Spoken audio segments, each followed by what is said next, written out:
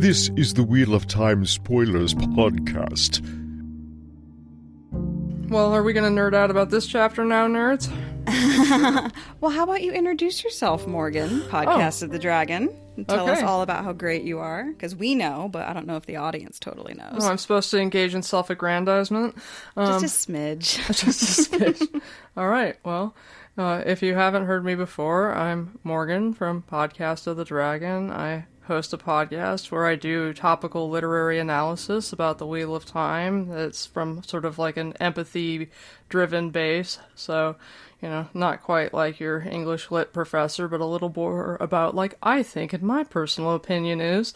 And lots of, you know, F-bombs, and I'm currently in The Dragon Reborn, and last night recorded my rough draft of an episode about Matt that might actually be able to break into 2 episodes, and I'm certainly hoping so, because it's really, really hard for me to make an episode. It takes me a long time. So, anyway, that's me.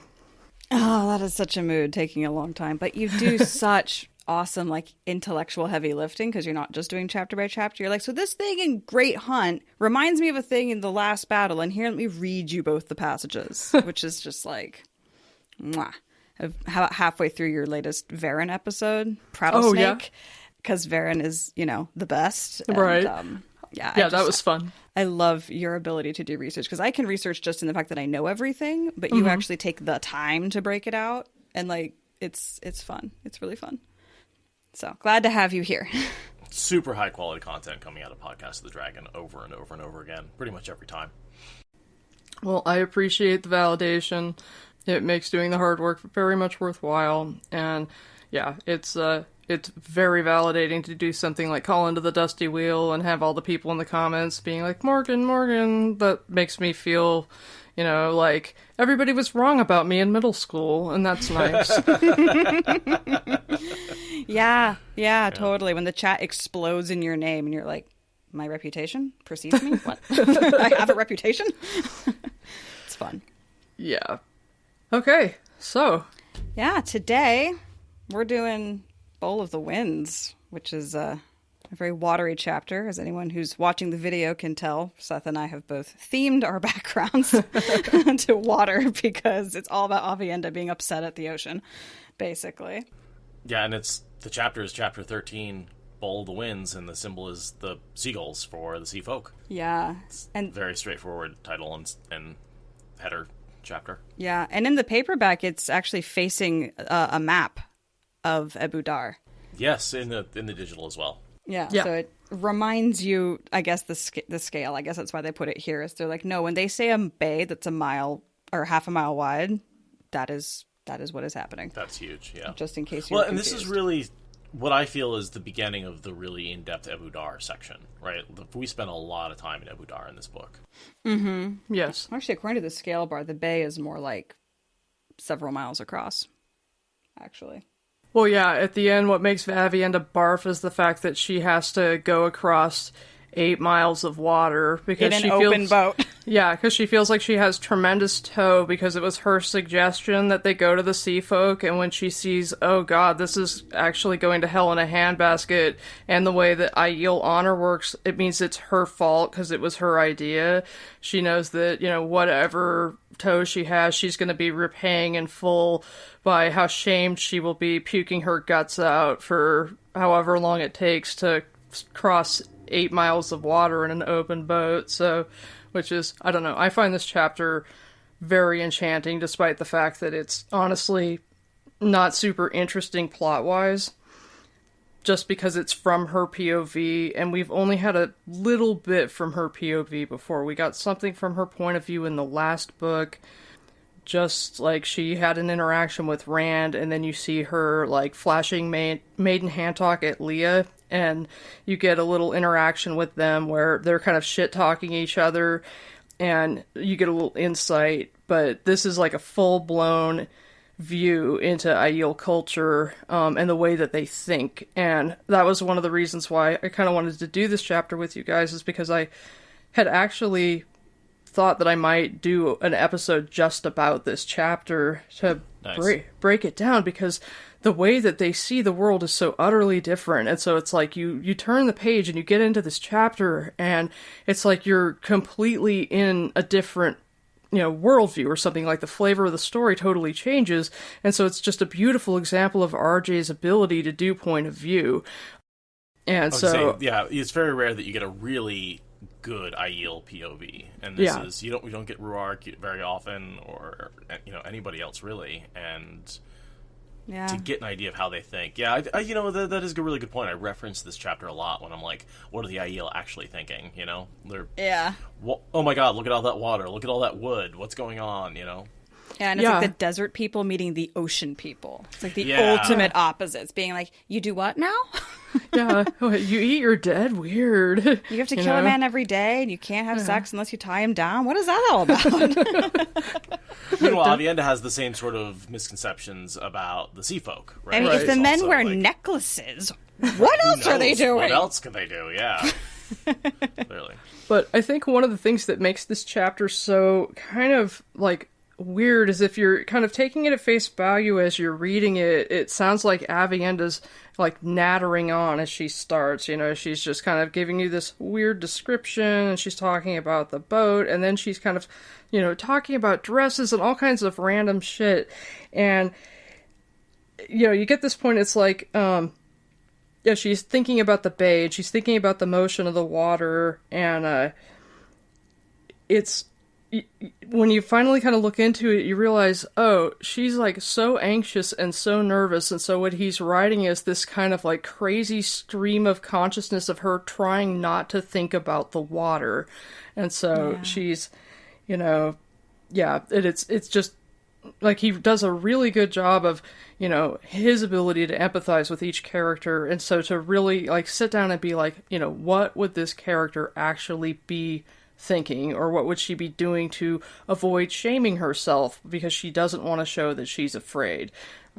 So he does a great job of that. Yeah. Well, I'm going to read us in. Go for it. Sorry. I jumped ahead. Jumping in. What do you think? First two paragraphs? Yeah. Avienda would have sat on the floor, but three other women, occupying the boat's small room, left not quite enough space, so she had to be content with folding her legs atop one of the carved wooden benches built against the walls. That way, it was not so much like sitting in a chair. At least the door was shut, and there were no windows, only fanciful carved scrollwork piercing the walls near the ceiling. She could not see the water outside, but the piercings let in the smell of salt and the slap of waves against the hull and the splash of the oars. Even the shrill, hollow cries of some sort of birds shouted against the vast expanses of water. She had seen men die for a pool they might have stepped across, but this water was bitter beyond belief. Reading of it was not the same as tasting it, and the river had been at least half a mile wide where they boarded this boat with its two oddly leering oarsmen. Half a mile of water, and not a drop of it fit for drinking. Who could imagine useless water? The motion of the boat had changed to a rocking back and forth. Were they out of the river yet? Into what was called the bay? That was wider still. Far wider, so Elaine said. Avienda locked her hands on her knees and tried desperately to think of anything else. If the others saw her fear, the shame would follow her to the end of her days. The worst of it was, she had suggested this, after hearing Elaine and Nynaeve talk of the sea folk. How could she have known what it would be like? New experiences, Avienda. They're good for you. Being on the ocean. Oops. Tiny little shout out to Rhyme of the Ancient Mariner. Not a drop to drink. Absolutely. Not a drop to drink. Well, I like that the river starts out as briny, right? So when she's first getting on the river, that must be just the brine of the river. And then as they're going out into the bay, it must get even saltier and saltier. Yeah. Estuary water is not quite the same as ocean water. No. It's got more organic in it. Somebody should have told her not to drink it, because you got to imagine that, like, the way the sewer system works there, it probably wasn't a good idea. No, yeah. Oh, it's God, probably yeah, going to the bay anyway. Yeah. No. It's like, no. But yeah, she's thinking again about, because she's trying to distract herself, she's thinking about her silk dress. Let's think about dresses. Let's think about all of this. And then she's automatically... Using tactile feeling to distract herself from her mental distress. Yeah. And then which she's I like do for sure. Yeah, oh, totally, me too. And then she's like, silk that comes over the ocean on water. And then she's immediately back, stretching to the horizon. Yeah, water stretching to the horizon, with many places where, if she understood correctly, you could not see land at all. She came close to shivering at the impossible thought. And then she's like, none of the others looked as if they wished to talk, so she has utterly no distractions, and she's really suffering.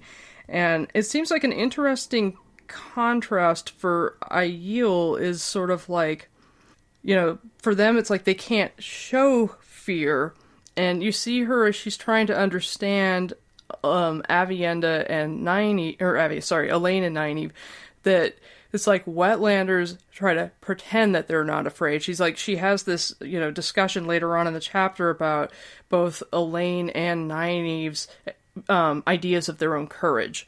Yeah. And how strange it is to her. So I think, I just love this chapter and how it shows her vision of both Elaine and Nynaeve and Birgitta too.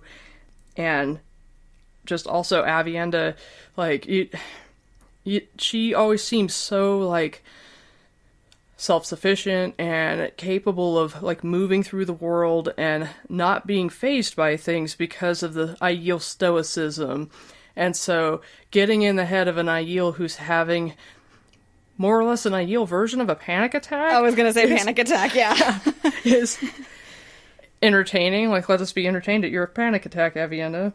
Well, it's nice to see behind the facade, right? Like, we hear it from Elaine a lot, that you have to really know the Aiel in order to read their emotions. Like, you can, but you have to know them. Whereas Avienda thinks in this chapter, like, wetlanders are an open book. Like, they're really easy to read.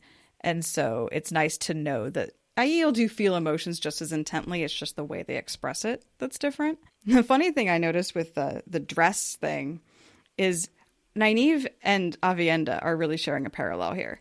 Because they both are like, I don't like nice clothes. Also, I really like nice clothes. And she's even looking at Nynaeve being like, you're wearing some really nice clothes for someone who doesn't like nice clothes. And I'm like, Avienda, you know what good tailoring looks like. What does that say about you and your desire for cat and sore only? So there's layers of how the dresses are, like, showing their progress in culture and their distraction methods against each other. And it's funny because it's just sort of like where she's talking about here, it's like, Nynaeve was a puzzle, brave to the point of madness sometimes. She moaned over her supposed cowardice, and here she displayed her shame for all to see without a care. How could the motion disturb her so when all the water did not? Because Nynaeve's, like, green and trying not to barf.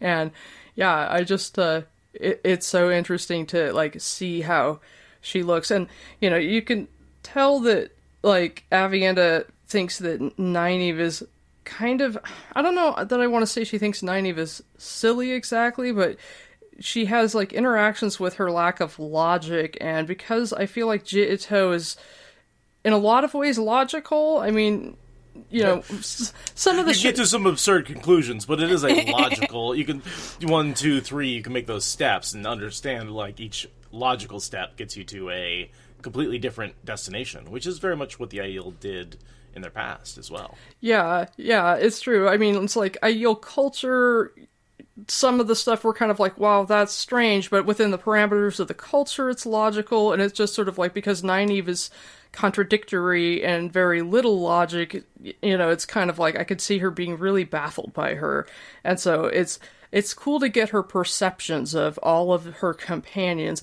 and she doesn't come across as particularly judgy. There's no, like, strong emotion for any of them, but it's there. Like, there's a certain level of judgment. I would argue there's some strong emotion towards Elaine. That, yeah. Well, yeah, toward Elaine. They brush their hair every night and tell a new secret. I'm just like, how many nights have you been doing that? I don't have that many secrets. Yeah, I know. I just don't. I've always thought that too. I'm like, I don't have that many secrets. Maybe they just go over the same secrets over and over again. Like, more nuance in the secrets? Yeah, maybe it's like deep, dark thoughts. Maybe they're just having really frank discussions about their kinks. Yeah. Maybe. I don't know. Which I doubt, since they have exactly one sexual encounter between the two of them. Total. So, Well, I mean, you can have hardcore kinks and never have had any sexual encounters, but, you know, maybe they just... Yeah, they talk more about their discomfort with talking about Rand. Well, Elaine's discomfort with talking about Rand later. So it's like, I don't know. Yeah, I don't know. I'm just going to clarify, they've had one sexual encounter with a man. Their encounters with each other. Yeah. If we're shipping them, do you think that they're sleeping together yet? That's a tough one. If we assume that at some point they do, and that is part of their relationship, of this when they become sister wives, yes. I think at this point, Avienda's saying we will become sister wives, but we're not there yet. And she's pretty sure the brushing of the hair and the late nights are going to turn into something more, but it hasn't yet. I wouldn't think so, just because of the way that their arrangement is. The rooms in Ebou Dar are like, there's the central room and then the 4 rooms off of it. So because of that, you know, you've got to deal with both Nynaeve and Birgitte. I just feel like the lack of privacy, it would be so obvious what was going on, and because Nynaeve is so judgy about other people's business, it would be just too difficult to deal with. So yeah, I don't think so. Yeah, I bet that they're getting close to it at this point. And then, like, well, probably once Elaine says, I want to be sisters, after the gateway blows up on their escape from Ebou Dar. That's probably the turning point on lots of fronts. But yeah, maybe the first night that they stay at the, I forget the name of the estate, the estate that they go to. Yeah. Because there's, like, not a lot of places for everybody to sleep, so they had to double up, and yeah, maybe that's when it happened. Yeah, probably. So yeah, probably not yet between them, but they're getting there.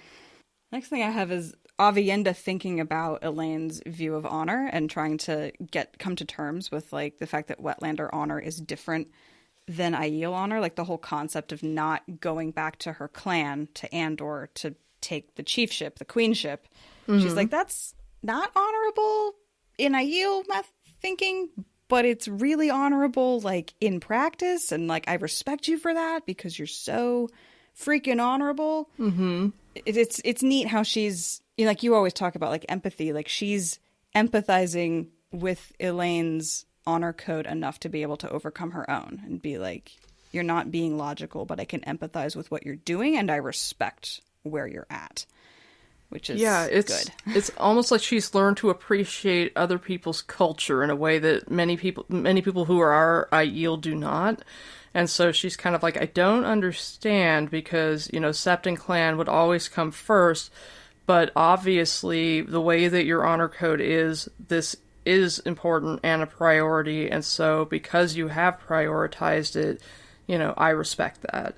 And because it's so emotionally fraught for Elaine, and because she really struggles with it, you know, yeah, Avienda empathizes with it. And so, but it's very subtle because, you know, RJ just writes her very, you know, like, she's in such an even keel. You know, if she's emotionally agitated, it's because she's worried about shaming herself.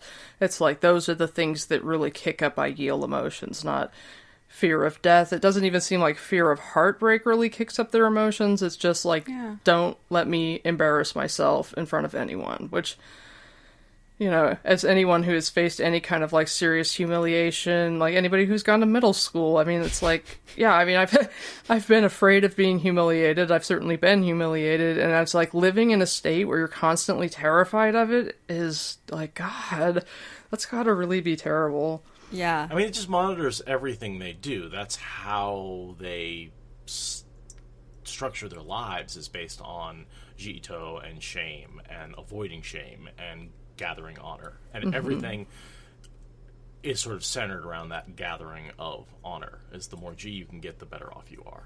Yeah. Yeah, calculus to shame. I feel like Brene Brown would have a field day with Jito.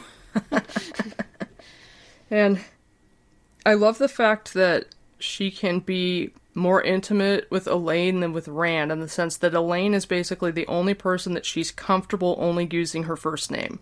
You know, it says that she's trying to school herself to call Nynaeve just Nynaeve and not Nynaeve Almira, but she's saying, like, Rand al'Thor is the only lover she's ever had, and even him, she's not as comfortable calling him that because it's just like it's too intimate. Well, what's next? Give her a kiss on the cheek? Hold hands in public? Oh my god. Touch someone else's face? Scandalous. That's terrible. What a hussy. Yeah. So, Yeah. yeah, I think that that's really funny. And then it's sort of like, you get some good characterization of Elaine through Avienda's eyes. Yeah. And It's more honest than what Elaine will ever tell you about herself. see, I don't know. I'm not an Elaine hater, so it's I find that Elaine's perception of herself is, not as honest as the way some other people will see her, but I feel like she engages in self-delusion much less than a lot of the other characters. Although here she does Fair. turn to, I am the daughter or heir of Andor, and therefore do what I say, which everyone just rolls their eyes and is like, yeah, whatever. That's- Nobody cares. Wait, First when of all, does she say that? Oh, later. when she tries to take over from Nynaeve, she's like, oh, let me fix this. Oh, First yeah. thing she I says mean, is, to be fair, she's constantly running around and putting out fires, and when it comes to trying to, I can see her wanting to use her title to put a little bit of extra weight for, diplomacy and stuff, and considering the giant fires that Nynaeve lights, I don't know that it's illogical for her to do it. I feel like it's not necessarily intelligent, but her reasoning behind it isn't necessarily bad. I think that, if she were 10 years older, she might not do it, Yeah. but I think it's Yeah. probably just that she's young enough that she thinks that her title means more than it does or carries more weight than it does. I wonder if it's because she's overrating Andor's importance on the international stage. Like, everyone's going to fall over for the daughter heir of Andor, and people are like, yeah, Andor, Tyr, Ilion, whatever. I don't know. Especially with don't the know. sea folk. I mean, the other nations, I think Andor does have a lot of weight, but Andor is a landlocked nation. The sea folk are not impressed. yeah. I just think it doesn't, they're not in Andor. She has no authority. It's just like, okay, that's fine, And it's also like, I'm the president of the tennis club. Okay, great. Like, no one cares. Like, it's not relevant to this discussion. I know it's your title, but it's not gonna... She thinks it's just gonna make people just fall over backwards and be like, oh, okay, then I'll do what you say. It's like, you're already Aes Sedai. Aes Sedai already tell kings and queens what to do, and you're not even a queen. Like, it doesn't... I don't think it adds a lot to her Aes Sedai title, and she turns to it first. I think it would have made more sense to say I'm an envoy from the Amerlin seat. I think that probably would have hit heavier than daughter of the Queen of Andor. So I don't know that I necessarily agree that she puts it forth just to make people fall over for her. I think it's just part of her identity, and she hasn't been away from home and out in the world enough yet to know Right. to separate herself from that yet. It's like her calling card. Yeah. Introduce yourself with that, and it's like... And, she's struggling here because she's in the bit of her, she's staying to pursue the Bull of the Winds, and I think, partly it's because she knows that Andor's in decent hands because Rand's in charge of it, and so, if it weren't, being stewarded by Rand, she would go home and put forth her claim right then. I'm not so sure about that. I think that she is like, whatever, the country has to take care of itself no matter what state it's in, because the Bowl of the Winds is more important. Like, it's a hard decision. I don't... Yeah, I don't know that I agree with that. I think that she definitely doesn't trust Nynaeve to find it alone, which I don't Fair. also think is unfair, but I think that, yeah, I feel like she cares enough about her country and her duty that if Andor were literally dumped into chaos, she absolutely would go home, but... I disagree with that. I think Okay. that she is avoiding it. I think that she is not ready to deal with it, and that this procrastination has a lot to do with growing up before coming back. I do agree with that, and I honestly feel like there's a reason that people who are Aes Sedai should not be rulers, and, my personal feeling is that, Elaine is Greenaja, not just because she has two warders, but because she's kind of an adrenaline junkie. And, you know, yeah, she's diplomatic, and yeah, she does have the traits of a Grey, but my future headcanon for Elaine is that she abdicates the throne of Andor to her kids as soon as that they're old enough, and she abdicates the throne of Cairhien to Galad, and then she goes off and is an Aes Sedai because that's really what she wants to be. And I feel like that's what's best for her. Because, you know, being a ruler is her responsibility, but yeah, she's not ready for it yet, and it's not what she wants to do. So, yeah, she's a complicated character because it's like she's a good person, and I think Robert Jordan spends so much time on her character arc because I think she's one of his favorite characters. Like, he really invests his time in her because he enjoys developing her, but it's like he gets into the nuance of her because, yeah, she's not mature enough, and yeah, she does make dumb choices, and in the end, she's not prioritizing the right things necessarily, and that makes her complicated, you know, and yeah, I don't know, I really like her because I think she's not simple, and so, but anyway, that's I stan Elaine, and that's me. So. Yeah, whereas I find her to be the least interesting of any of the main characters. Mm-hmm. I find her to be not annoying so much as just simple. That's funny. But maybe wrong. Yeah. So it's just funny because you and I have very, very different takes on her character. Yeah, a lot of people do. Yeah. Yeah. I don't know. I just see her as one of those people who, like, in 10 years' time, I think she will grow into someone who is just a really outstanding person. And, you know, like, she just needs that time to mature, and yeah, I don't know. I guess that's what she has a level of immaturity, I think, that none of the other main characters do. The characters who grow up in Emond's Field had to grow up earlier. Mm-hmm. She has a little bit of that spoiled brat, grew up in a sheltered palace, can throw money at pretty much every problem attitude, you know, that is just like, you need to grow up a little bit and stop. And it goes back to my claim, always starting off with being, I'm the daughter of Andor, like, because that does solve so many of her problems. She's able to just sort of throw that out there, and it's a real growth for her when she's not starting a conversation with that, I think, because... Yeah. And I agree that, like, she does have a lot of growth in this series because I think she has the furthest to go of most of the characters from on a level of maturity. And as immature as Matt and Rand and Perrin are in the beginning of the series, they are farmers who have to take care of themselves and feed themselves. And even Matt has to milk his freaking dad's cows every morning, right? Like, he has that responsibility that Elaine has never had to deal with.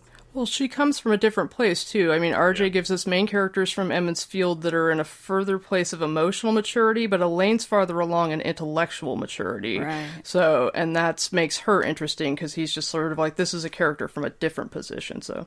Totally.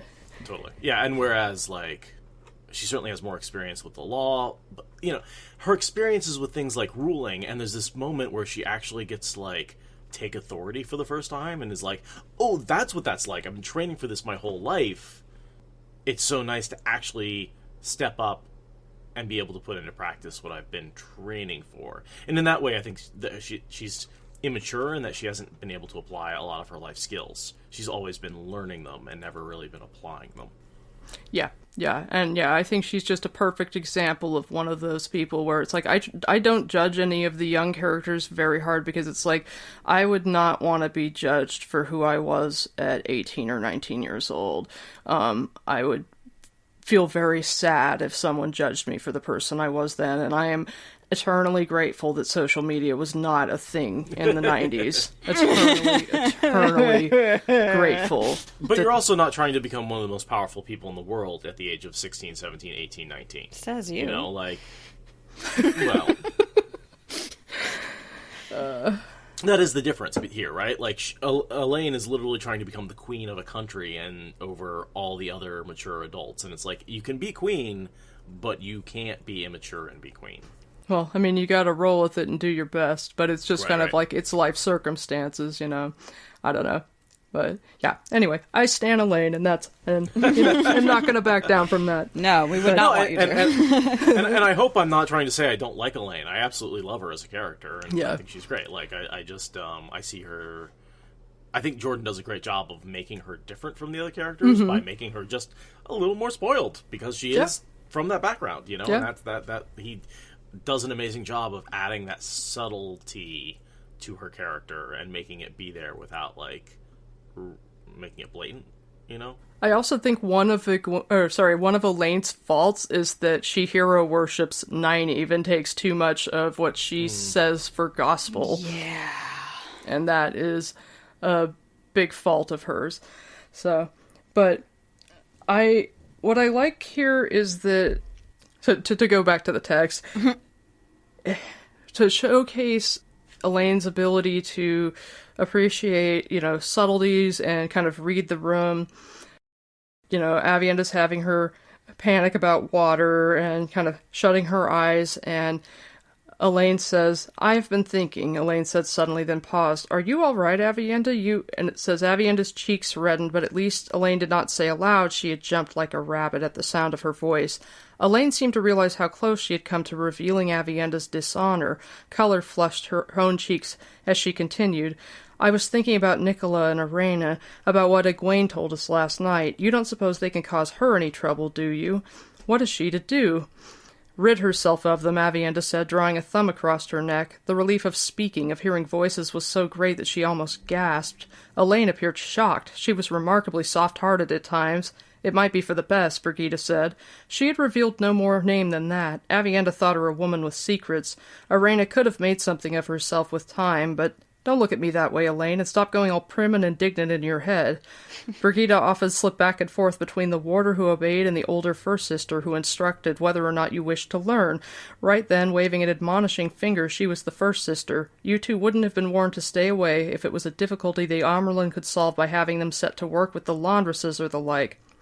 So it's like, she sees that Elaine is, like, immediately in tune to the notion and cares about her honor and her shame. So Elaine is very sensitive. It's like she's not about to point out, "Oh, you jumped," or you're embarrassed, or you look nervous, or anything like that. So Elaine almost pointed it out the way she would for a wetlander, and then was immediately like, "I can't do that because Avienda's Aiel, and that will shame her," and then goes on to be like, "Yeah, obviously you should kill them. They're really problematic, and they should, could cause you a real problem," which, she's like, immediately defaults to that. Brigida defaults to that. Swan Sanche defaulted to that. And was just sort of like, "I think they need to have an accident." And Egwene was like, fucking no. And it was just kind of like, and so Avienda's like, she's awfully soft-hearted, and she doesn't even find it endearing exactly. She's just puzzled by it. And I think that that's just another kind of... It's not exactly a characterization for Elaine, because we already know that about her, but it's an interesting way to look at Avienda's perception of her. And it's like, she doesn't judge Elaine for it exactly. She just, it's like she accepts it, but she thinks it's weird, or, Yeah. It's like she would think it was a weakness in anyone, but it would be dishonorable to think it was a weakness in her near sister. That's almost like where it's at. Yeah, for sure. For sure. And Brigida's like been around the block, right? So she's like, yeah, obviously, like, I might be a wetlander, but clearly that's what you have to do. And yeah, Elaine's just like, "How dare you? Let me clutch my pearls over this." Yeah. Yeah, I really think you can separate most characters into those who would kill Irena and Nicola and those that wouldn't, right? Like, There are two kinds of people in the world. There's two kinds of people. Like, those who are willing to use the knife to fix their problems and those that are not. And a lot of our main characters get into trouble because they're not willing to kill annoyances. For they stick by what's right.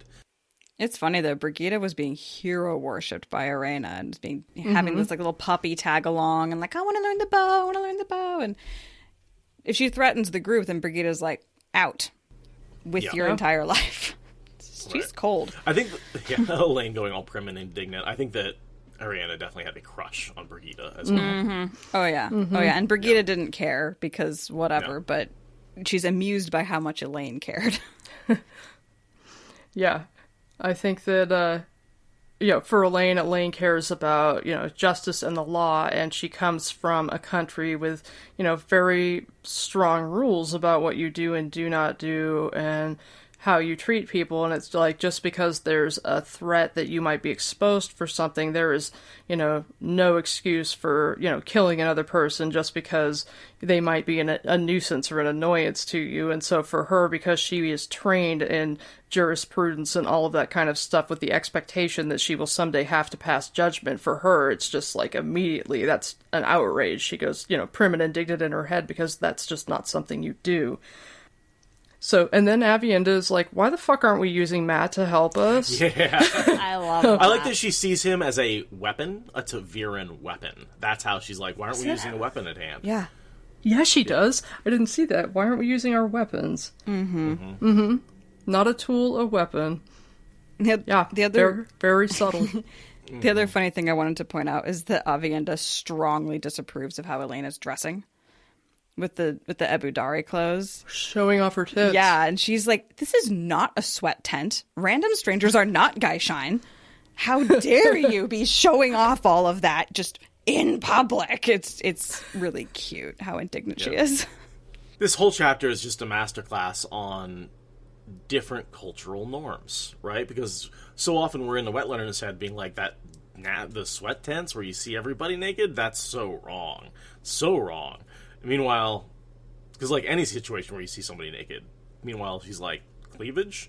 That's worse. Definitely worse than seeing someone, which I can see that. Like, seeing someone partially clothed can definitely be more tantalizing than seeing somebody naked. Yeah, and right? seeing like True. boobs in a bra, cleavage, all of that, that is presentation, and that is sexualized. That is deliberately sexualized. If you're just walking around shirtless, not necessarily a sexualized situation at all. Mm-hmm. Cleavage focuses the attention. Yeah. Yeah. Yeah. I never thought about it that way. Now I'm going to pay more attention to cleavage, Seth. Thanks. Honestly, I didn't think that was possible.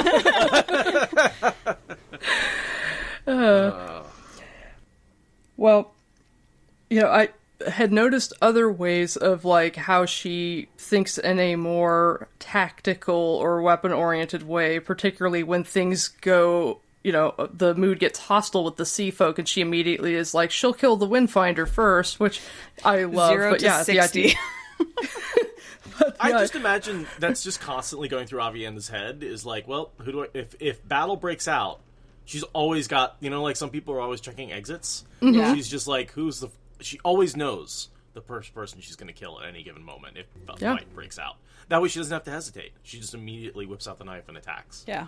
There's no thinking to happen when danger happens. 100% makes sense. I mean, she is a trained soldier, Right. and so... And, it's not like battle, it's not like she's not at a constant high alert. That's the one thing about these characters that always amazes me, is over the course of the 2 years, they must be just constantly on the edge for all of those 2 years. Especially like Rand. Yeah. But like... really high anxiety, constant elevated. Yeah. Constant elevated levels of stress. It's one of the reasons why it's like, people complain about the whole circus sequence, and they're like, some people will be like, RJ wrote these women just being horrible and catty to each other, and they don't like that. And I'm like, I'm sorry, it's like 100 degrees out every day. They're in this horrible state of stress because the Forsaken is tracking, one of the Forsaken who wants to kill them is tracking them, and they're stuck in this hot little box with each other. I'd be a bitch too. The heat makes me mean, and so I find it so realistic that they would be shitty to each other, or struggling to hold their temper because of just the fear and the stress and the heat, because the heat makes me such a bitch, It's the worst. Heat is the worst. I think back of the experiments where the Russians took people and put them in a small box to experiment with going to the Mars and being like, oh, here's all we're doing. We're not checking life support. We're not doing any of that. We're just seeing, can 3 people stand each other in a small box for 8 months? And the answer is no. Yeah. The answer is they kill each other. Like, it's literally one of those things where, like, you can't. Like, in that amount of time, in that amount of space, you end up getting in fistfights. with people. Like, you just can't not do it. They had to, like, abandon all these. They had to, like, end the project early because people were, like, trying to murder each other. Like, it's just... Never heard of that one. No, really? Okay. No, I've read of, like, other experiments of isolation, but not that one. Let me make sure I'm not completely making that up. It was from a book. Well, actually, you know, it's I'm reading Andrew Weir's new book. Oh, the dude who wrote The Martian? The dude who wrote The Martian? Yeah. And that's a fact he brings up. So. Okay. Yeah, so I feel like in the end, just telling someone that those pants make their ass look fat is probably not so terrible if you're not trying to knife someone. Yeah, for sure. But that's just me. But then here you go on to show a bit of characterization of Nynaeve, because Nynaeve is so against using Matt to the point of just being utterly illogical, whereas Elaine is just sort of like, duh. You know, it's like, Elaine is like, it says, she shook her head wonderingly, taking no notice of Nynaeve's sudden glower. Prickly only began to describe Nynaeve, but they were all used to her ways. Why didn't I think of that? It's so obvious. Maybe, Birgitta murmured dryly, you had Matt the scoundrel set so hard in your mind you couldn't see he had any use. Elaine gave her a cool stare, chin raised, then abruptly grimaced and nodded reluctantly. She did not accept criticism easily. And, you know, there's a couple of things going on there. I mean, first of all, it's just like, Elaine's just, shut up, Nynaeve. Duh, we should have thought of this. And secondly, it's just sort of like an Aiel version of what it means to accept criticism easily as opposed to a Wetlander version, because it's sort of like Nynaeve does not accept criticism easily. Elaine heard some criticism, grimaced because it was like, nah, I don't like being wrong, but yeah, you're right, which I think is accepting criticism pretty easily right there, you know, and so it's just sort of like a completely different spectrum of what it means to accept criticism easily, which is one of the reasons why I think that Aviendha finds Nynaeve so flustering and strange, because it's just kind of like Nynaeve is so antithetical to so many things that are, you know, Aiel. Like, she would never survive in Aiel culture just because so much of what she does is antithetical. You know, it's like you have to be able to accept criticism. You have to be able to admit when you're wrong. That's fundamental to, you know, the most fundamental thing about being Aiel is admitting when you're wrong. You know, your first POV from Aviendha, you learned that the first bit of maiden hand talk that you are taught is, I have toe, you know, I was wrong.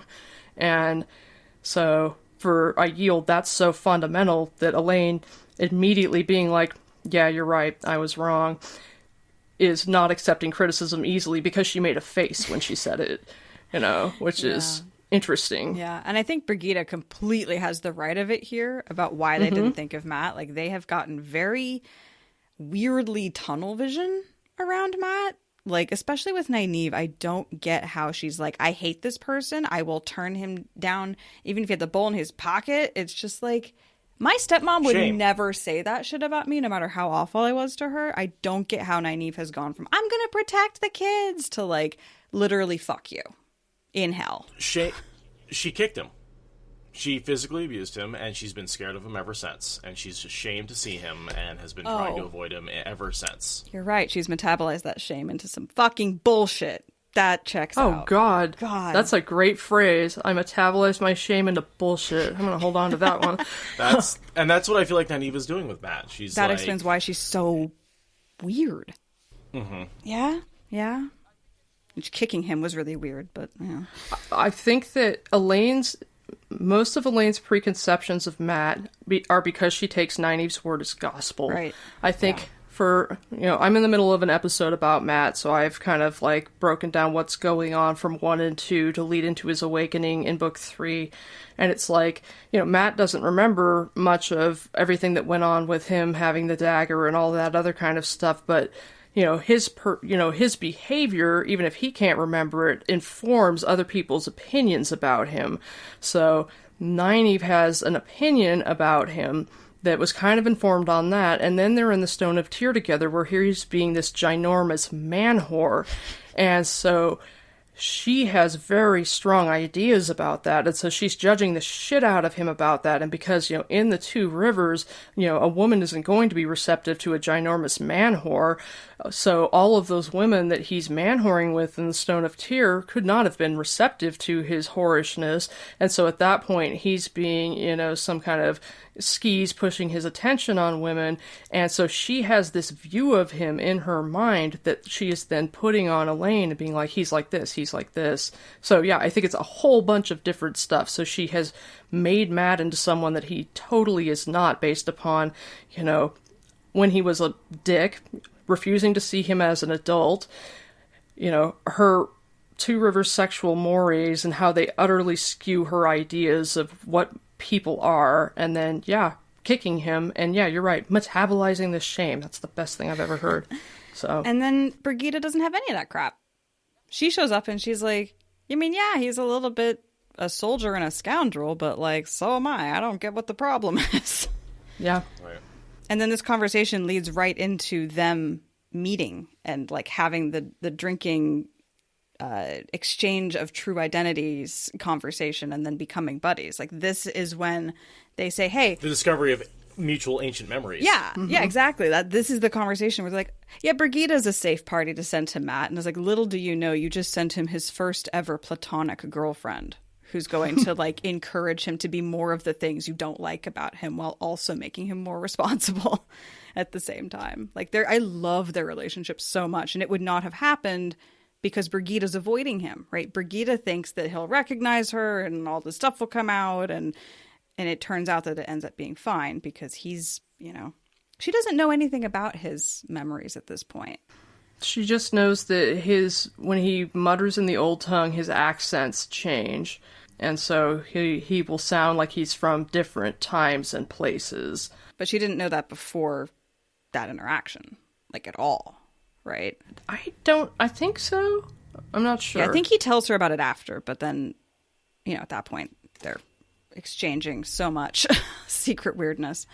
Yeah, I'm not sure. Yeah, I don't. But because I know why she's afraid of him. Afraid of talking to him is because he's the horn sounder. Mm-hmm. And she's thinking he saw her at Falmouth. Yeah, she doesn't know about all the other memories, but then she ends up being one of the only people who knows about all the other memories because he can actually talk to her about it a little bit. Right. She doesn't want him to recognize her because he's seen her before when he sounded the horn. So she's trying to hide her secret of being Brigida, and he would be able to recognize her and ferret that out. Yeah, which he does. But then it turns out that just locks him into not telling her secrets even more. So that works out. Mm-hmm. But that interaction happens because Avienda had the bright idea to bring him into the search at long freaking last. Yeah. And a quick follow-up to the Russian thing, the isolation. So apparently in 99 to 2000, there was an experiment in the Moscow-based Institute for Medical and Biological Problems that went awry when a Canadian woman complained of being forcibly kissed by a Russian team captain, and two Russian crew members had a fistfight that left blood splattered on the wall. So that's what isolation does to people. Although they have had a couple of more successful experiments, so it seems like that may have just been a bad mix of people. Yeah, this reminds me of why field science in the earth sciences is so incredibly male-dominated. It's because when the one woman goes out on crew with 8 men, she ends up being very uncomfortable. It's a real problem with the earth sciences being super male-dominated. I remember reading about it. So I'm not surprised that happened. That seems less of a problem with human nature and isolation and more of a problem with men's entitlement to women's bodies. And, yeah, men wanting to punch each other in the face? I don't know. But, no, I think that might be just more having people who are, violent and or rapey being stuck into a box with each other, but... Similar stories out of Antarctica research stations, too. Yeah. Well, and also Russian men tend to have a very particular view of their entitlement, more so than I think other cultures. Plus, the early 90s, that's right as, the USSR is... Yeah. Wait, you said late 90s, sorry. Yeah. Different decade. I can do math. I know what years are what. 20-ish years ago. Yeah. So. Yeah, but that's not great. And probably there was way too much vodka in that space station, just saying. I mean, why do you think they grow the potatoes? Why do you think Mark Whitney was growing all those potatoes in space? Mm-hmm. Yeah. It was entirely for vodka. Vodka. Potatoes are tasty. Yeah. Can't you make a battery with potatoes? Yeah. Really low voltage. Yeah, you but can like run like a digital batteries. clock, kind of. Okay, so they get to the sea folk ship and Nynaeve barfs, and then she's rude to the sea folk trying to get on board, so Elaine goes to try to fix it. And Yaz like, I'm the daughter and an Aes Sedai. And Avienda has this moment of like vertigo or agoraphobia inducing horizon fuckery, which is why I picked the picture I have. Because like I've never been out of sight of land on a boat, but I often fantasize about going spacewalking.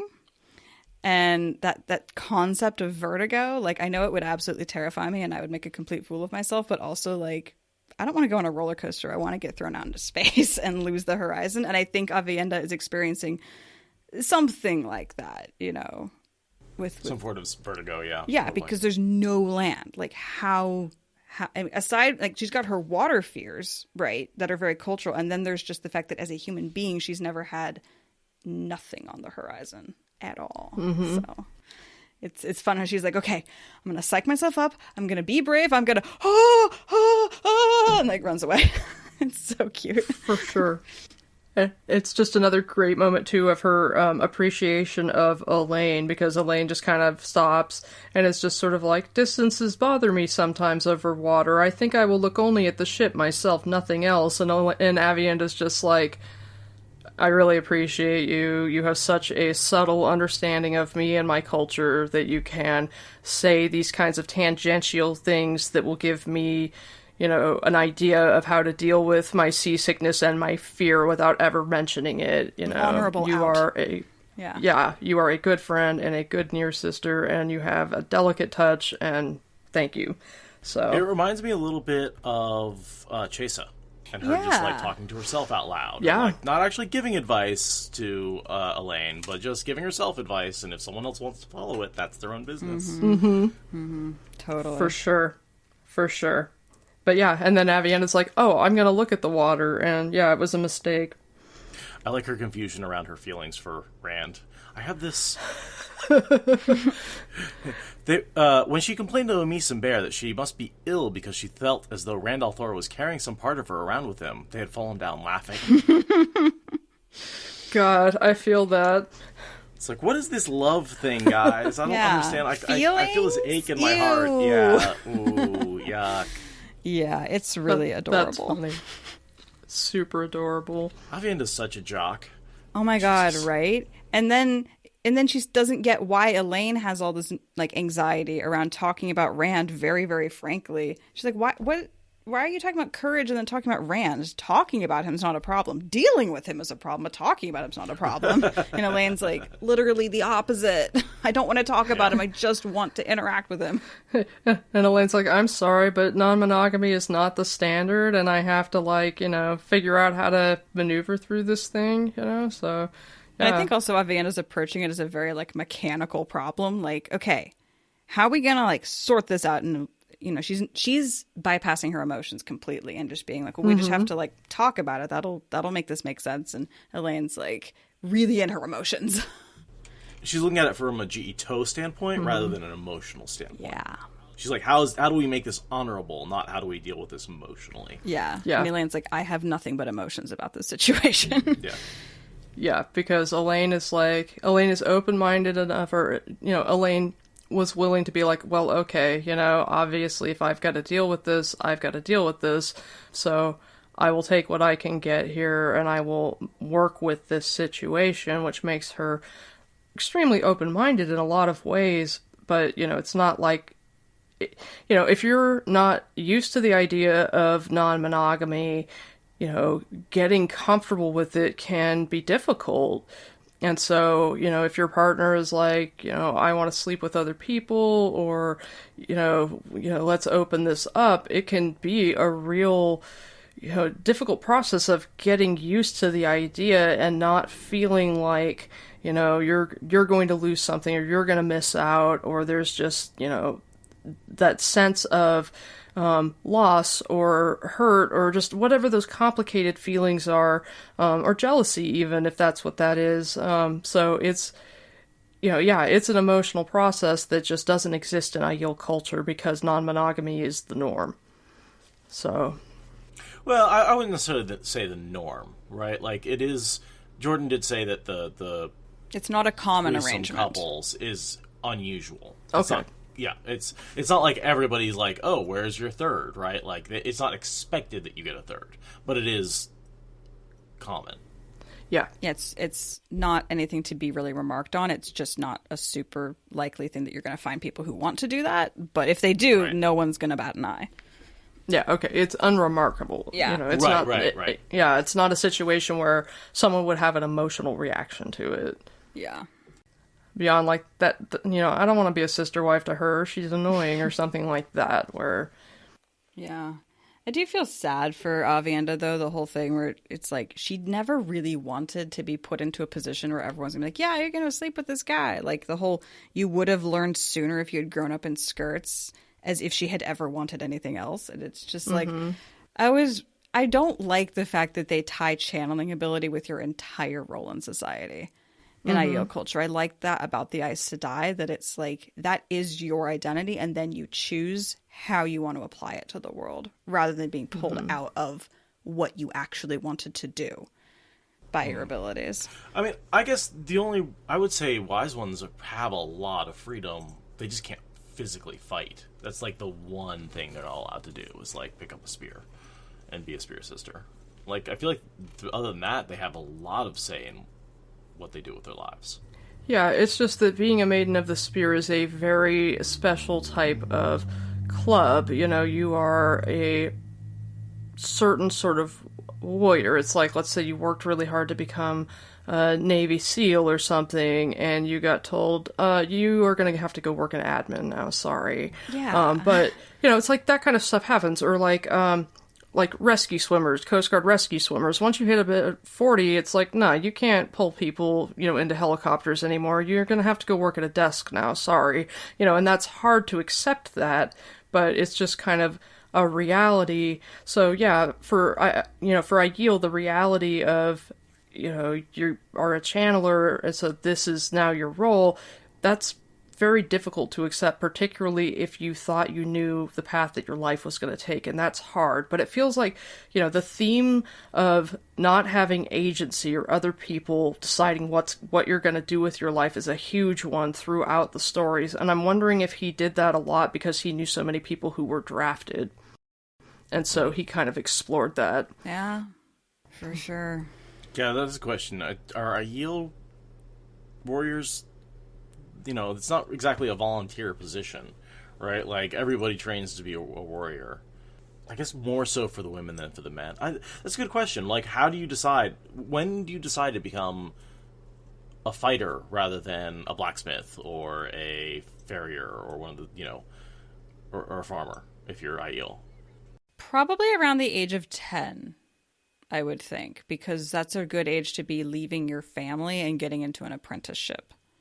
And also their G-Ito rules say that kids under the age of 10 can't be taking Gaishine. Is that a rule under the age of 10? Mm-hmm. Yeah, there's a rule at some point. I thought it was 16. I remember there's like a thing where it's like blacksmiths, pregnant women, or women with children under 10. Women with children under 10, but I thought it was children under 16. Huh.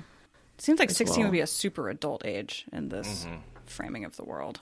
It just feels like 11 or 12 would be child labor. I don't know. I can't remember. Well, I mean, they're all dying by 40, so... Fair. Yeah, I don't know. I wonder if it would be something like everybody plans to be a warrior, and then if you have like a sidelining knee injury or something to that effect, it's like, okay, well, I'll train to be a potter or something instead. So it's like everybody's going to have a career in football, and then it turns out, or maybe if you're someone like me, and if you throw a spear, you're going to hit your buddy instead, no matter how hard you try, because, you just can't because you're clumsy and you have no aim. And so everybody's like, you'll be better off if you just, go over there and farm and, we'll all be safer that way. Yeah. So, Yeah, like an entrance exam trial kind of thing that somewhere in your adolescence you're ready to step up to the plate and then see how that goes. and then if you're an exceptionally talented person, they're like, oh my gosh, you can be a blacksmith. That's amazing. And then everybody kisses your ass. Right. So... Yeah, I feel like Avienda's been a maiden of the spear since before she was 16. Because she's only, 18 now, right? Yeah. Well, you can probably get into, kiddie Maidens of the Spear, where you just play with, blunted spears and don't actually go into real battle. They do that. There's a JV league, right? It's gotta be. It's gotta be. Yeah, Rand mentions that as they're going through the waste, that as many girls are running around when they get to Cold Rock's Hold, as many of them are playing with spears as are with dolls, which is, cool. So Elaine tries to get on the ship by basically saying, we know all about your windfinders. You can't hide from us. We know everything. About everything. And Elaine and Nynaeve turns and says, you can't bully only people. Ninny thinks she can threaten people. Which... And then everyone laughs with Avienda on that. Right, Because it's everybody laughs. This is not hard humor. Yeah. Nynaeve, what are you saying? And Nynaeve doesn't get it. She's like, what? You can't bully people. Okay. I told you you can't bully people. I'm not shouting, Nynaeve shouted. Exactly. Don't bully people, Nynaeve bullied. Yeah, exactly. Okay, and then one of my other favorite parts before they get up on the ship is that because they're like, hey, don't look up our skirts as we go up, and the oarsmen are creeps. So Avienda pulls her belt knife and basically flicks it at the post, but it's Avienda's belt knife was small with a blade not half a foot long, and it's like, technically her belt knife is legal to carry concealed in the state of Oregon, but a half a foot blade is really, really big. It's a big knife. 6 inches? So, that's about that long? Yeah. It's long. So I have a couple of knives where the blades are 5 inches long and they're pig stickers. Yeah. So a 6-inch blade is a big, big knife. So, yeah. Well, Very small a knife. 6-inch chef's knife. 6-inch chef's knife is pretty common. Although 8 or 10. I just got a 10 and that sucker's ridiculously huge. But an 8 is a big knife. but these are people who have, swords on the ends of sticks, and they call them spears. So their whole sense of proportionality on blade length is a little off.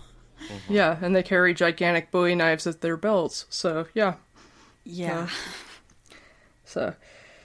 And then they get up on the ship, and so this is like our first introduction into basically the theme throughout the rest of the book of the sea folk being dicks. So and arrogant. I always found it very jarring because we had met the sea folk before and they were really nice. And the only conclusion that I can draw from that is that Coin, or whatever her name is, her and Joran, the Windfinder that take Nynaeve and Elaine to Tanchico, must not be part of one of the big 12 clans, like the big political movers and shakers, that are the ones that we end up dealing with throughout the rest of the book. So if they are politically insignificant, then they have no reason to act like dicks. That's the best conclusion that I can draw, is that they must just be small fish in the sea folk waters, and so for them it's no big deal, and they don't have to be so cutthroat the way these ones are. I would agree with that. I don't know the clan names off the top of my head, but yeah, they behave like just regular people, whereas everyone that we meet in this is like the top of the top of the top of the hierarchy. So just from their behavior, that has to be the relative positions, even without remembering their clans. Yeah. Or not their clans, but their positions in the clans, obviously. Every clan has a top dog. Right, but Nesta in particular Nesta's annoying. seems to be just a dick to everybody. She is the mistress of the ships, right? Like, she is the top dog. But, oh man, not a pleasant person. Now, she is a ruler of a nation that is badass, and also dealing with the Shanshan, right? They've been losing ships to the Shanshan, so was probably already a pretty cranky dictator beforehand, but like her people have been under assault for like 6-7 months and don't really have allies, so she's got reasons to be cranky. And TC Traveler's making a good point. In the first trip, they were just travelers and guests on a passage. Here, they're trying to make a bargain. Fair. Yeah. And all of a sudden, they become negotiating partners rather than customers. And you treat customers and partners just very differently. You're not supposed to be dicks to your customers, but, you know. That's what I'm saying. When they were just passengers, they were customers, and they were very nice to them. I Here see now, what you're they're saying. like a partner where they're trying to make a bargain, and then you go as hard as you can on the hardest bargain you can when you're actually trying to negotiate with equals as opposed to with customers. Mm-hmm. Plus, you don't have the whole, like, the dragon just took the Stone of Tyr, like, 48 hours ago, like, overshadowing the whole thing. Like, these are women who have heard of the whole Koromor coming back thing and all that, but it's a little farther away, whereas with the, you know, in book 4 or whatever, like, it's right there. They're like, the prophecies are becoming fulfilled, and I've only slept once since that started happening. Ah. So.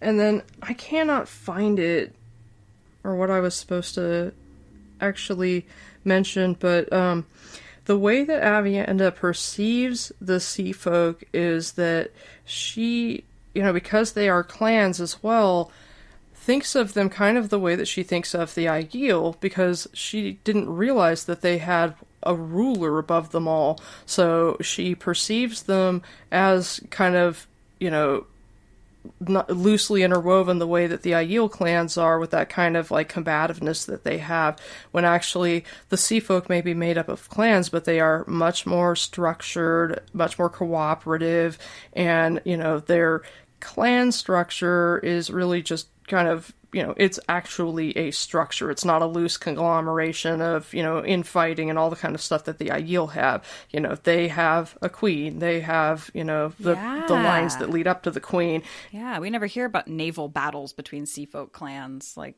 that's not a thing. They are united. They have, you know, they have leadership, and they have ways to determine who is the leader.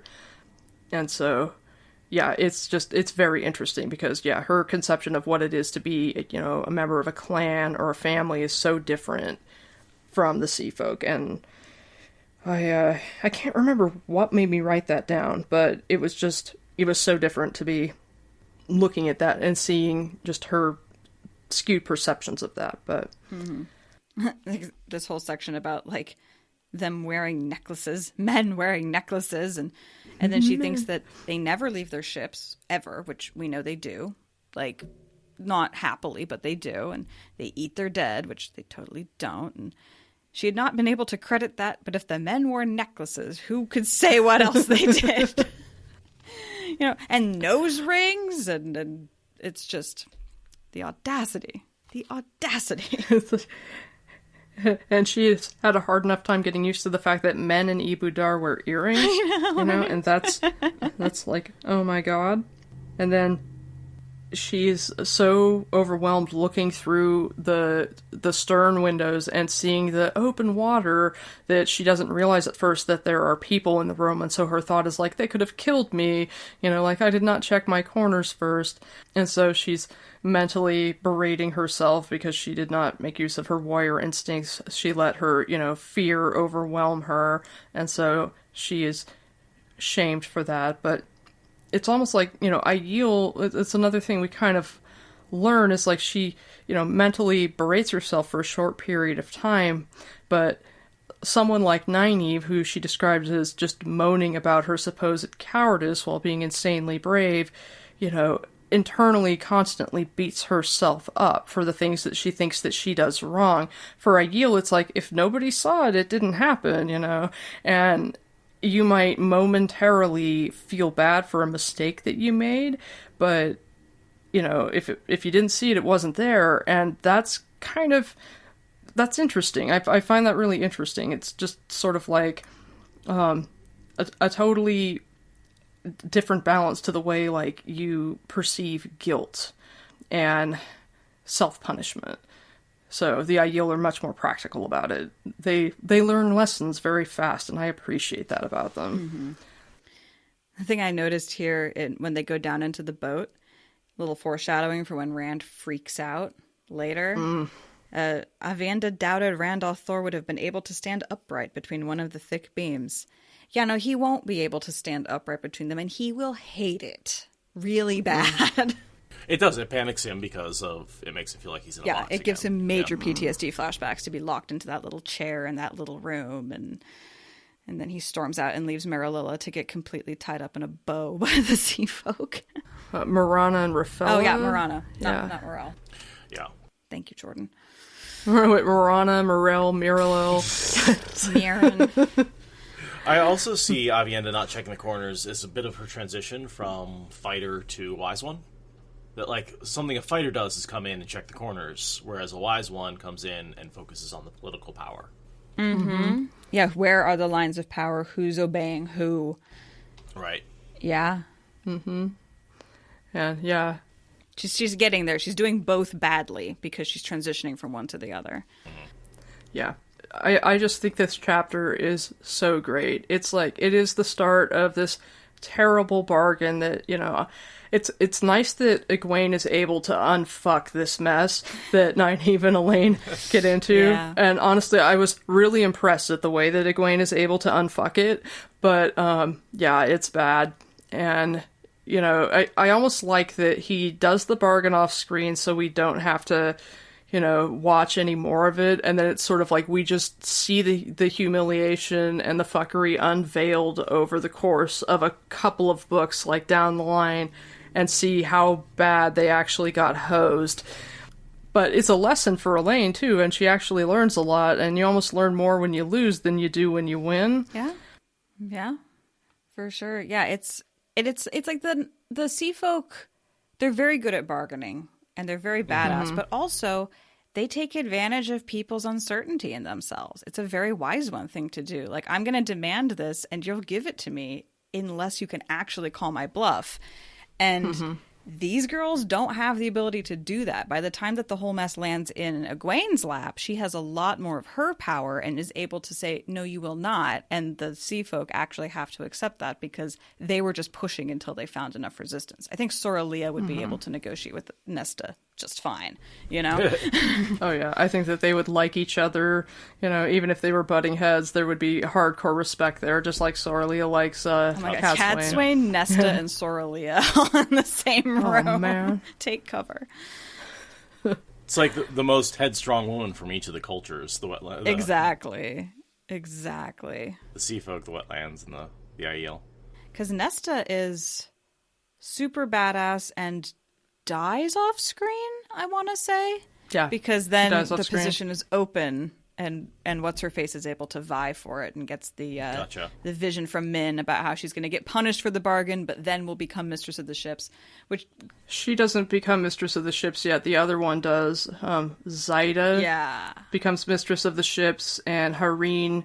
Presumably Zaida is going to die sometime post-last battle, and then Hareen, who's the one that makes the bargain with Rand, will become mistress of the ships, but she's the one who gets flogged by the other members of the 12. Yeah, the Taviran makes her say that, and she's super embarrassed. So Nesta Dinria's 2 moons must be one of the many casualties of the Shan Shan coming back in force. Yeah, she and her Master of the Blades are beheaded. Impaled. And their heads are on stakes for rebellion because they refuse to swear the oaths. So they don't actually get killed in battle. They get taken in battle and then choose the execution path because obviously you're not going to submit to them. Yeah. From the wiki, when the Shan Shan attacked Ebou Dar, her ship fought delaying action to allow others to escape. She was taken and refused to accept the rule and was executed soon after. Both she and Barrock were impaled. Neither screamed while on the stake. Their heads were placed on poles outside the gates for the crimes of rebellion. That's rough. She makes such a strong showing here. Ugh. God.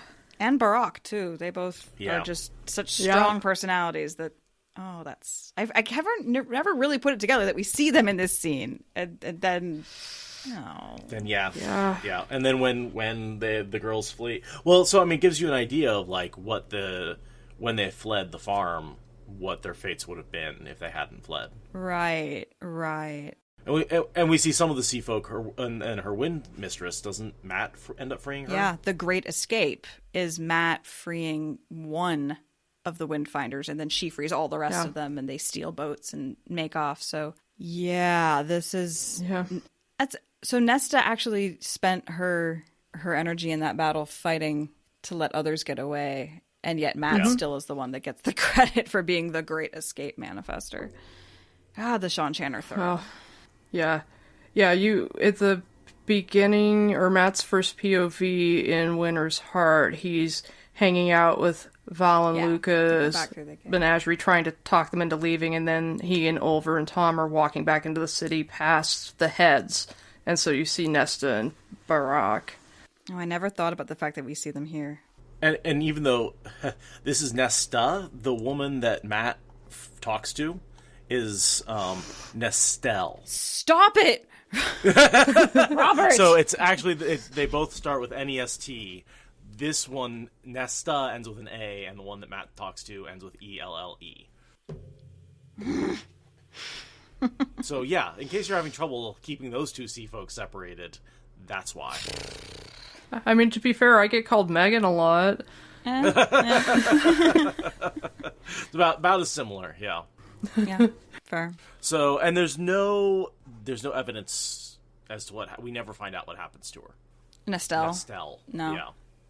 No. We never get any follow-up on the Seafolk Rebellion. No, there's just the Seafolk get taken off the board and then they put themselves back on the board, but we don't really have a lot of personalities to go with that because we mainly work with the personalities who leave with Egwene or with Elaine and Nynaeve as a result of all of this. Those are the main ones we interact with for the rest of the series, is the people that get accidentally rescued from the Shan invasion. Yeah. And then we see the contingency that tags along with Rand, which is always kind of interesting because there's the Windfinder who her younger sister is the Wave Mistress, and they have that weird contentious relationship. Because, the Wave Mistress rises and falls with her Sail Mistress, because Right. Wave Mistress lives for 600 years. Yeah. Or the Windfinder, The Windfinder, lives for 600 years, so you've got then every time... Imagine, every time a warder died, his Aes Sedai had to restart from zero and, become a new, fresh novice again. Yeah, I forget the name of Nesta's Windfinder, but I remember her being, knocked down a peg when they find out about Nesta's death, I think in book 11, and all of a sudden she's, kicked to the back of the line when they all come to Elaine and are like, yo, we've got to peace out, we've got to go to the meeting of the clans to pick somebody new. And she's got all the, empty holes in her ears from where she used to have rank and doesn't anymore. Yeah. Yeah. Well. That's gotta suck. It's sorry, you gotta start in the mailroom again. Yeah, that's really rough. The next thing I have is Nynaeve defending their first Seafolk contacts, because Nesta's like, you will tell me who betrayed these secrets. And Nynaeve's like, I don't remember. So, flat out telling a lie. Yeah, no, but it's the kind of lie where it's it's so obviously, not that she's bound by the oaths, but this is borderline sarcastic. Obviously I remember, but I'm not telling you. Yeah. Yeah, for sure. And then she's being called girl, and she's getting all her, all snippy over it. I'm Nynaeve Aes Sedai, not girl. Being so childish. Yeah. And then Elaine gets really pissed off when Nesta is skeptical of her claim to be daughter heir. So pissed off that even Brigida is mirroring her emotions. Yeah. That's how pissed off she gets. Then someone dares claim that may not be the daughter heir of Andor with no proof. It's unless she's pissed off about something else, but that's as far as I can tell the only thing that she's angry about.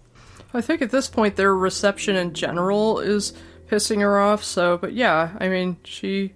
being the daughter heir is part of her identity, right. And at this point, this woman's being exceptionally rude. They've kind of, been skeptical about there being Aes Sedai, skeptical about, her being the daughter heir of Andor, and for, Elaine, it's okay, you're a queen among the Athon Mier. I've kind of tried to smooth over the shitstorm that Nynaeve stirred up and, been courteous towards you, you could do the fucking same thing. So yeah, I can see her being irritated about it. Meanwhile, Avienda's like, maybe Elaine can make peace in a water feud. Oh, no, never mind, nope. Just a brief moment. And then Barack is basically trying to, like, smooth things over, and, they reveal the Bowl of the Winds, basically, is what they're looking for. Yes. Yeah, and that's sort of this big... They were looking for this thing, and the Windfinders are immediately like, yes, we know how to use that. Like, and I do like that we sort of get the purpose. Why did they come here? Well, they don't want to take the Bowl of the Winds back to the Aes Sedai and do that big traveling thing and risk it. What they want to do is have enough channelers on hand to use it when they find it. And they figured that the people who work weather primarily... Right.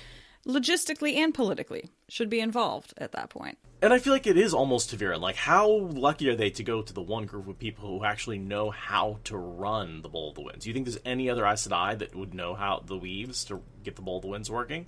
I don't think it's Ta'Veren. I think it's the fact that Elaine studied working the weather with a Windfinder and is like, nobody knows how to work weather except Windfinders. There's no way we can manipulate the weather without Windfinders. Like, right, but there's the one person here who specifically made a study of how to use the Bowl of the Winds. Really? Yeah. I thought it was just a legend that they all had. I didn't realize that there was someone here who specially... No, Nesta's Windfinder, I believe. But they haven't had it for 2,000 years. Nobody knows how to use these things. They just know how to weave the winds sans Terangrial. Like, all Windfinders know how to do that. I'm pushing back on that. There's a specific way to use the bowl, and the knowledge has been passed on. Oh. And the person who leads the circle has studied her whole life in how to use that. I just figured it was like she studied the weather, because they never had one of these in the last 2,000 years. Like, they can't be holding on to that knowledge just in case they get the bowl someday. Because we hear it from one of the male Forsaken that, like, they can manipulate flows that shouldn't have been possible without a Terangrial. So, when they do the Bowl of the Wind, Zyda's Windfinder, who I cannot fucking remember her name, or not Zyda, Nesta's Windfinder, gives this speech. She gives this very self-aggrandizing speech where she basically talks about how she's been studying this, and she's hot shit and knows how to do it. And so, yeah. I believe she says, what there is to know, I know. That doesn't mean she knows anything other than the basic legendary principles. Okay. And she knows how to manipulate, like, the weather at a large scale. Like, the principles would apply, but they haven't had the bowl for 2,000 years. They don't have Terangrial to practice with. She's applying theoretical / legendary knowledge. She might be the top shit on it, but it's like Varen saying... No, with the portal stones, when Varen and Rand are talking, she's like, yeah, your use is more recent than mine because I've never used one. I feel like it's that sort of like, what I know the most there is to know. It's like, well, that's great, but do you actually know anything? Well, I mean, okay, based on what everything's saying, the wiki is saying that she studied ancient lore about the Bowl of the Winds and actually does know how to use it. Okay. That it's not, like...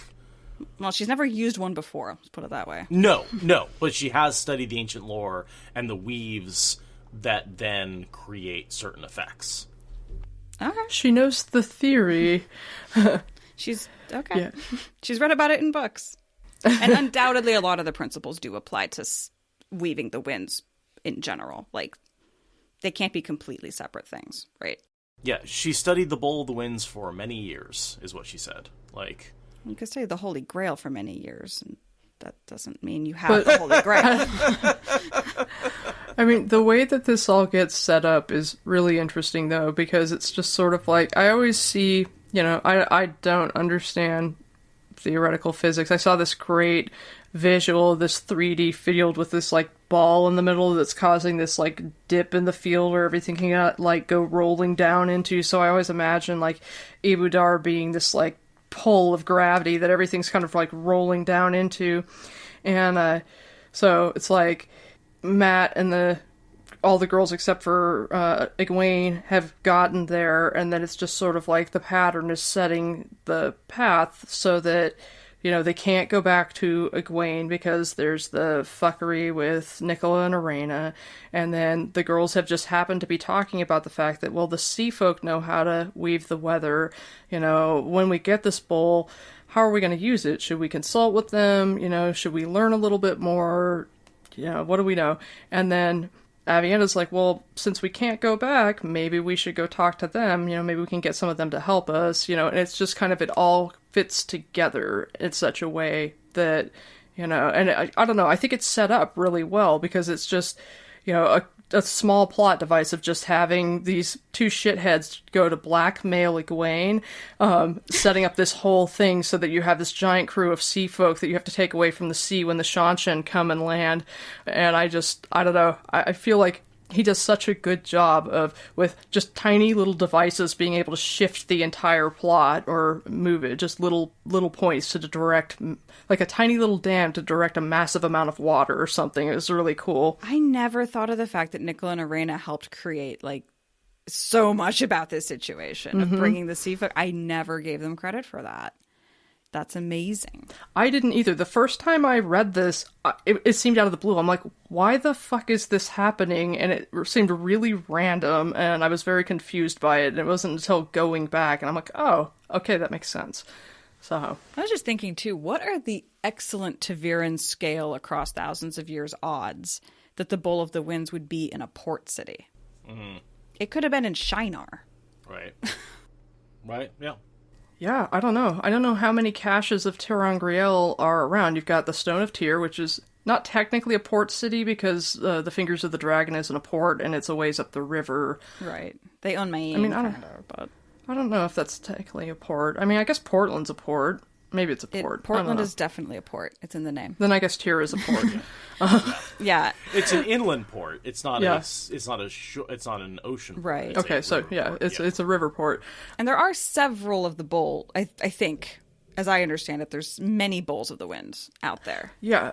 I think that there were, because I think that they were what they used to regulate the weather in the Age of Legends. And this one so isn't they just unique, right? This is just one of however many dozens or hundreds existed at one point. Right. But the odds of them being like, we need, I guess that's part of the thing with the dream, though, right? The dream wouldn't direct them to a weather device that wasn't near people who could use it. Because the dream is omniscient. Maybe that there was one in the tower as well, and they had to, because they went to Tarvalon first, and because they were like, we can't get it here, so then they had to redirect and be like, we need something, but not in Tarvalon, and that's when they ended up in Ebou Dar. Yeah. So... But yeah, it's very fortuitous that should be stashed in a port city. Thank you, kin. Of course, it might have not been a port back then, but I know it would have been. It would have been. Yeah, because the Rahad is the ancient... Yeah. I think it's the city that was part of the 10 Nations? Yeah. Yeah. So it's like 2,000 years old. There's been a port here for ever, even though the cities rise and fall. But the bull presumably has been there since the 10 Nations. Yeah, who knows when? I mean, when did the kin first start sequestering items of power? Probably when they started organizing. I mean, and that was Trolloc Wars, I think, is when the kin got founded. Was it before that? I don't remember. I would think the Trolloc Wars, but I'm not sure. I want to say that they've been around for as long as a city has been in this location, but I'm not positive. We'll get there in a few chapters when Adelius and Van Dien bow down to Elaine's temper tantrum. Then we get the proper story. Yep. The kin is around 2,000 years old. It was formed by a group sent away from the White Tower that took refuge in the ancient city of Barashta, now the Riyadh, during the troubling times of the Trolloc Wars. Okay. It began quite by accident. The founders originally stuck together for safety. 2,000 years ago is when the bull got lost. What do you know? Perhaps they took it with them.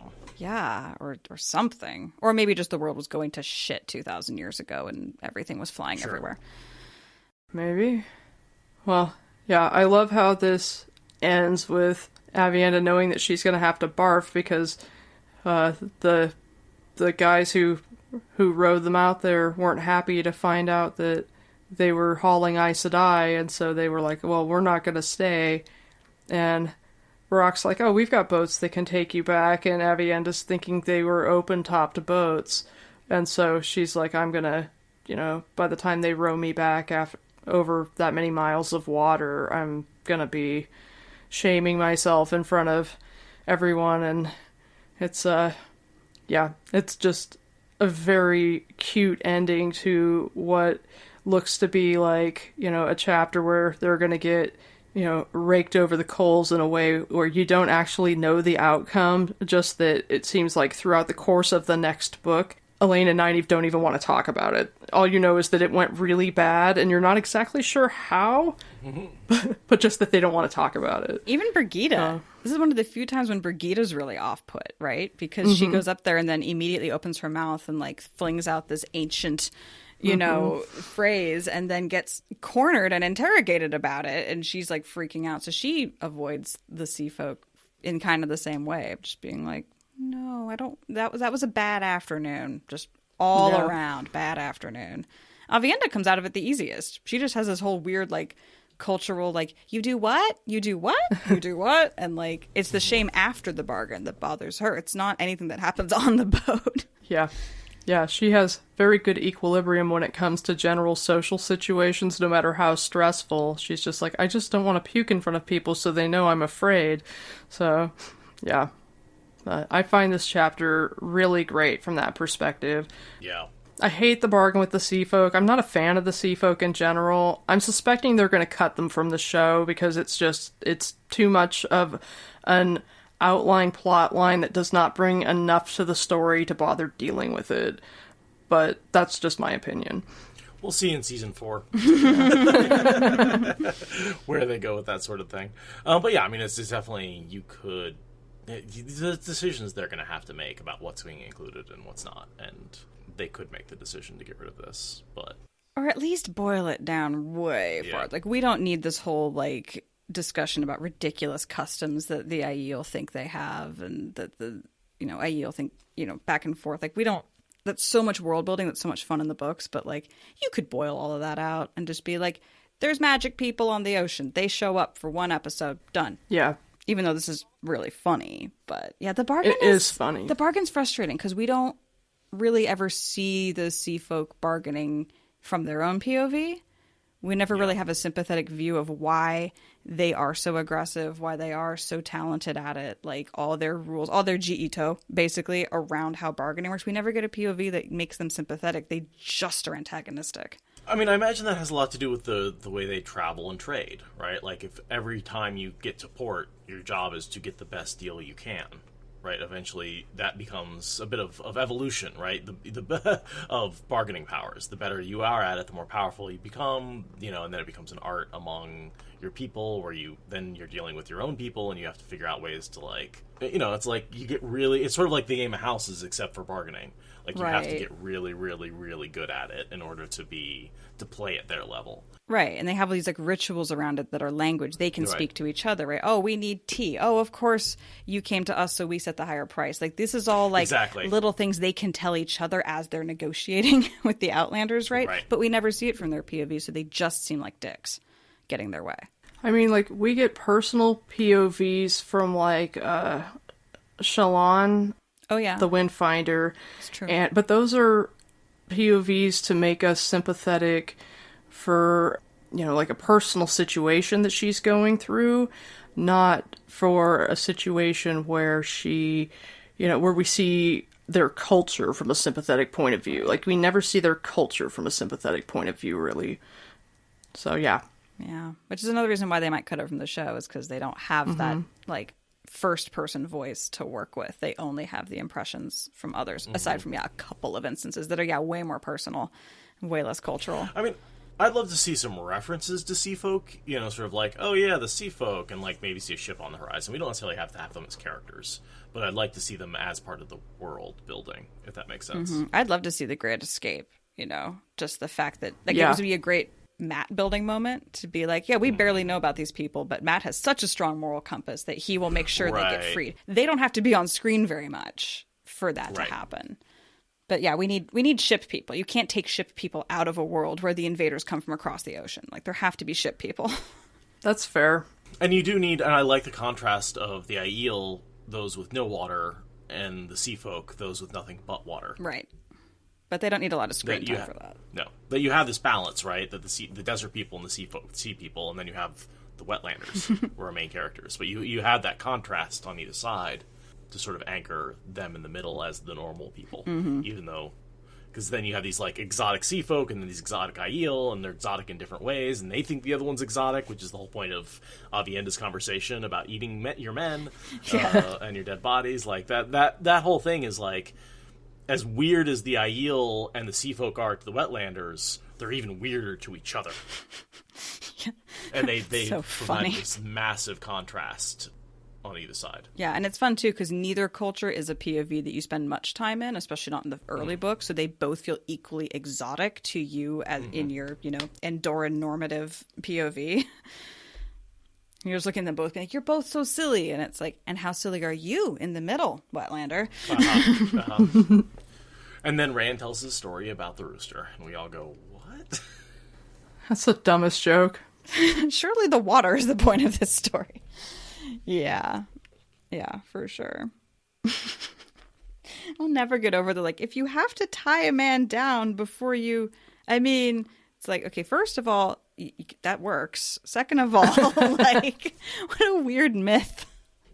I get the whole myth about killing a person every day. That's a silly myth, but why do you have such a specific myth about their sexual behavior?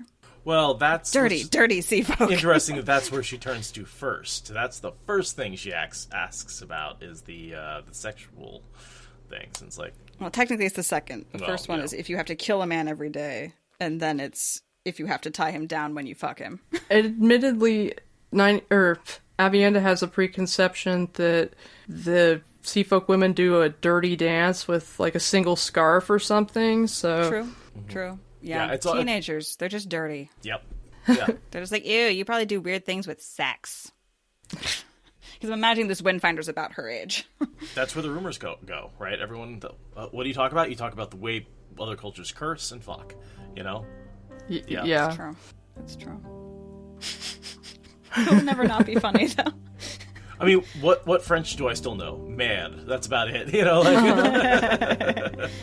It's about all I can remember from high school, so. What's the one episode people always seem to listen to on mine? The one that says breast in it. 100%. Yeah, I've heard many a podcaster talk about putting sex in the title, cranking up the numbers. It does. Even if it's not in the episode, it's just does. the title that people click. People will click. I'm pretty sure the Sex Igloo has a high download rate on our episode. Yeah. People love sex. Probably. It turns out we're biologically wired too. Who would have thunk it? Yeah. Stupid hack. Yeah. The preference for sex is definitely genetic. If your parents didn't have it, you probably won't either. That's the fun thing about the fact that you exist means every single one of your ancestors got laid. Yep. And you were the first who didn't. Well, those of us who have kids. Not necessarily, right, but right. yeah. It's you come from a long line of people who got lucky, okay? Well, a lot of people manage to breed, and then those of us without children are going, yeah, well, fuck that one up, didn't I? Broke that streak. Whatever. It's called dodge that bullet. Yeah, exactly. 4 billion years of effort, and you ruined it. Ruined it with your social norms and desire to have a good life. How dare you? Yeah, with your desire to not have children on a burning ship that's going down. Here. Okay. On that note, do you want to turn recording off? Sure. Let's go. And thanks, Morgan, for showing up. Thank you so much. Yeah, that was awesome. It was really fun talking with you. Yeah, no problem.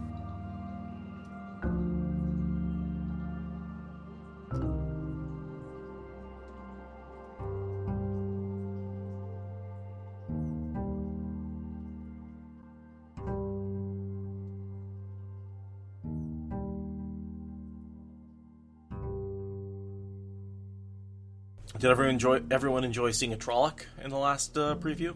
Fuck yeah.